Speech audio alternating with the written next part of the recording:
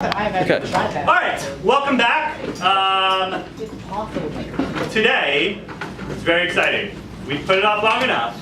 It is time to solve the second problem of calculus.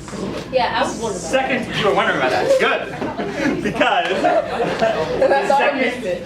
what is the second problem of calculus? The area problem. It is the area problem. All right, so today we do it. And it turns out in a calculated move of pedagogy and curriculum, etc., that you are actually quite prepared for this solution in the sense that we will just do it in basically like a half an hour. He got like anything Mr. Rose of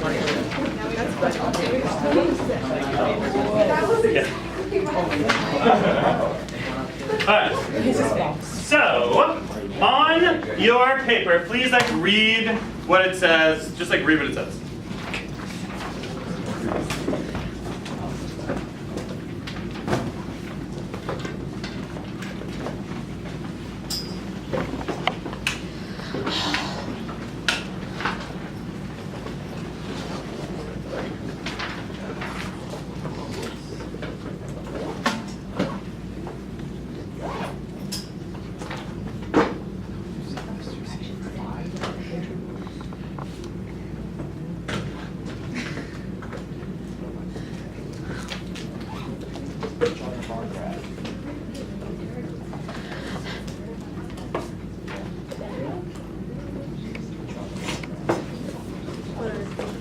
So here's what we're going to do. We have a curve, and the curve is the curve y equals negative x squared plus 5. That's a problem. And we would like to estimate the area between the x-axis and this curve. Okay, so I'm going to put a little, let's just plot this to the extent that we can. Yeah, we can. If I plug in 0, I get 5. If I plug in, what's another nice number? If I plug in 1, what do I get? 4, right?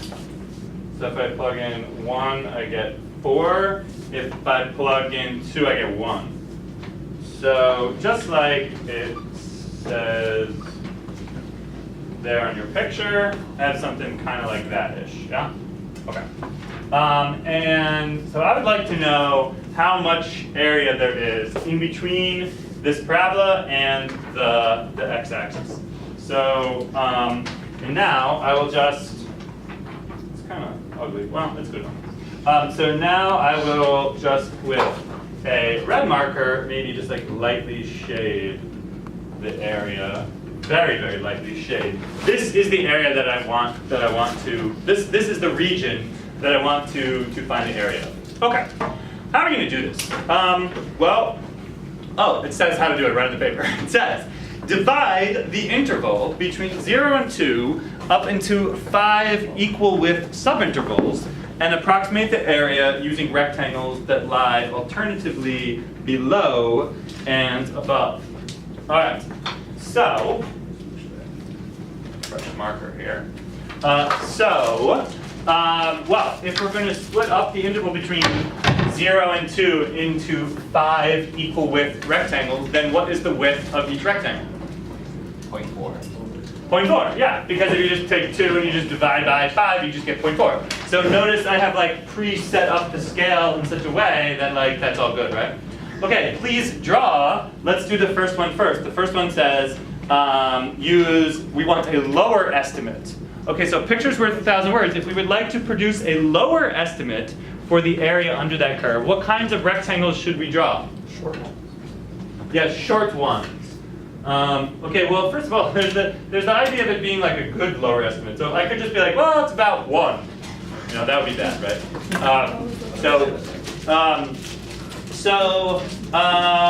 Can you draw rectangles in such a way that the rectangles will produce a decent estimate, but will definitely be an underestimate? Do you guys kind of get what to do? No. Yeah. Just kind of draw it, and it just happens. So, for example, in between the first rectangle is the one that will lie in between 0 and 0.4.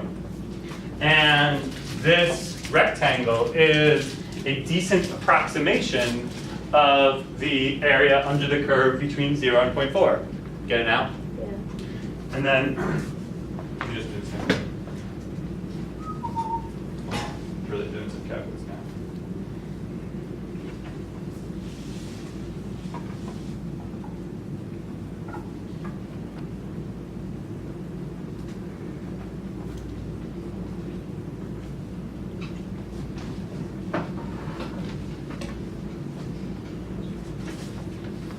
Okay. If I can somehow find the areas of all of these rectangles and add them all up, then that will serve as like a pretty decent approximation to the true area of this region. Agreed? Okay, let's do it. But let's do it in a manner which is, if I just gave you guys like a calculator in like a few minutes, I'm sure that you could just crank it out. But in fact, I don't want you to do that. What I want to do is to do something which is a little bit more tedious, but will sort of reveal a deeper kind of pattern, which is going to be helpful to us.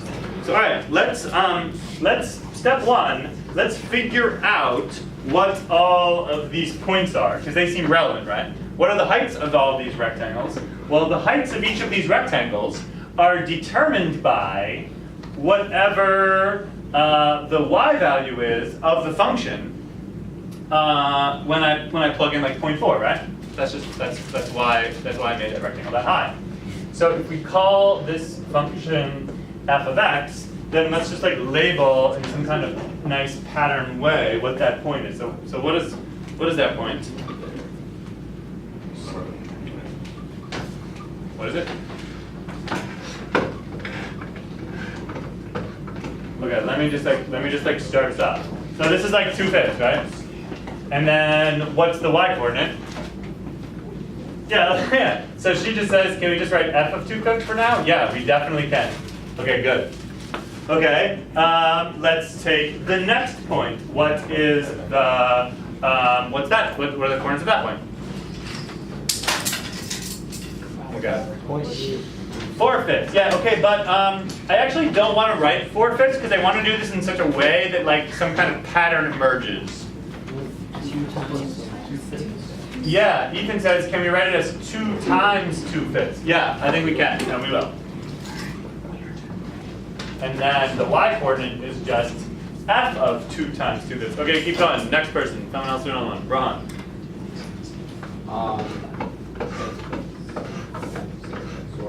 2 plus, or 2, Three. 3 times, 3 times 2/5. Yeah. And f of, Yeah, duh. Each time, all I'm doing is like scooting over 0.4 or 2/5. So thus, like the number that I move over is like a little bit bigger. Good? Okay, good. good. Okay, cool. Let's just finish this off. This is going to be 4 times 2/5, comma f of 4 times 2/5, and then the last one will be 5 times 2/5, comma f of 5 times 2/5. And by the way, I know I haven't like screwed up yet because what is f of 5 times? What is 5 times 2/5? 2. Just 2. So it's all working out. There's even one more tiny little thing I could do to make the pattern even a little bit more explicit.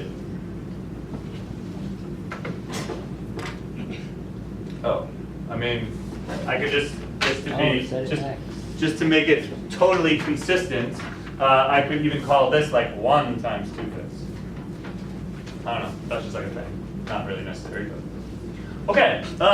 So now that I've labeled this all up nice and beautifully, let's write an expression for the sum. So what is the sum? What's the area of, Shivani, what's the area of the first rectangle?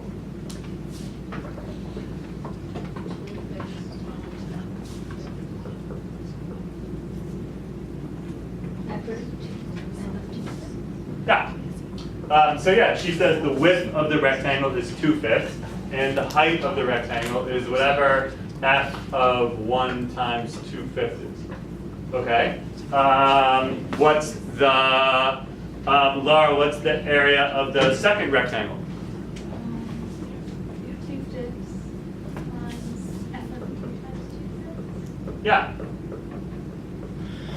Yeah, right. Now, the width of the rectangle is still 2/5, right? Sometimes people mess that up, but I mean, duh, right? Each of the rectangles has a width of 2/5. Sometimes we say delta x equals 2/5. In other words, that's like kind of the width, the gap between the x coordinates. Okay, let's keep going. What's the area of the third rectangle? Let's just keep going around Calvin. What's the area of the third rectangle? 2/5 times f of 3 times 2/5. That's 2/5 times f of 4 times 2/5. yeah. Okay, and then the last one, I'll do that one. So it's just that. Okay, so cool.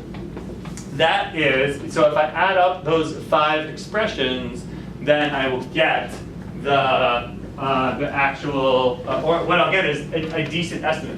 Okay, but of course I can write this in some kind of cool way, right? Can we do this with like sigma notation or something like that? Steven, what can we do? For starters, what can we do? Or maybe we just do this all at once, right? Turn this into sigma notation. Somebody. Steven / someone help. 1 to 5. 2/5, yeah. Every one of the terms has a 2/5 in, so we can just pull that out. And then it's just like kind of comp sci pattern recognition, like whatever, right? That's the sum from 1 to 5. I equals I equals 1 to 5. I equals 1 to 5. Yeah, and the key number that's changing is just like that one, right? It's how many 2/5 you screwed over. So, good? Okay, cool. So, all right, like the hard work is done now. All we have to do is like figure out what this is. So, of course, now that we did this, I think it's time to actually plug this into the function, of course, right? Because what is the function?